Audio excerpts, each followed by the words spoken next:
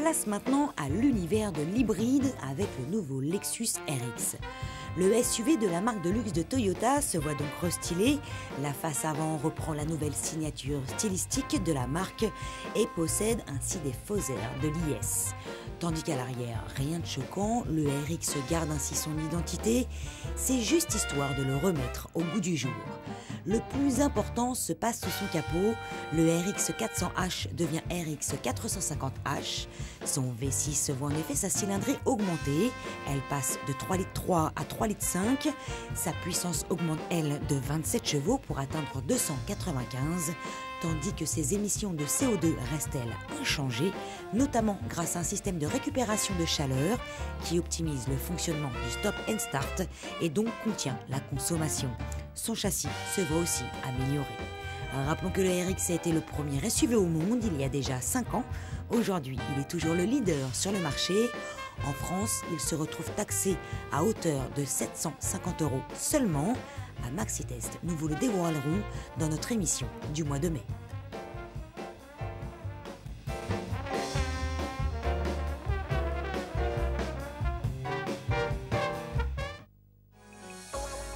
Toujours dans le même groupe, mais chez Toyota cette fois-ci, voici la nouvelle Prius. Cette troisième mouture vient d'entamer sa carrière aux États-Unis.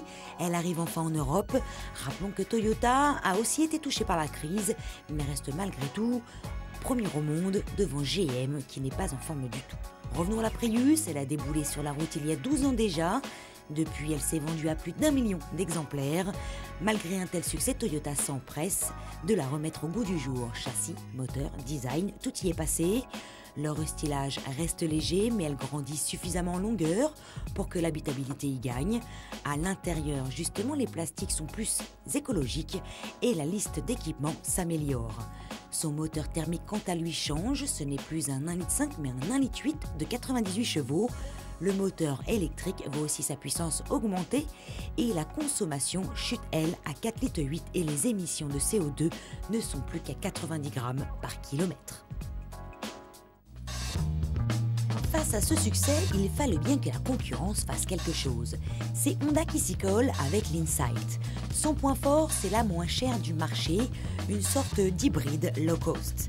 Elle ne coûte en effet que 19 990 €, soit près de 6 000 € moins cher que la Prius.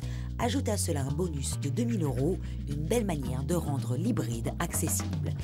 Mais vous vous en doutez, il y a une raison logique à cela, la technologie utilisée est moins coûteuse aussi. L'Insight possède un moteur thermique de 88 chevaux, tandis que l'électrique ne développe que 14 chevaux. Par conséquent, ce dernier ne fonctionne que très rarement seul. Du coup, sa consommation n'est pas si basse que ça. Son agrément de conduite pas exceptionnel non plus. Mais se dire que l'on protège la planète à son volant est déjà sacrément gratifiant, d'autant plus que son look est assez sympa et son rapport prix-équipement tout à fait raisonnable.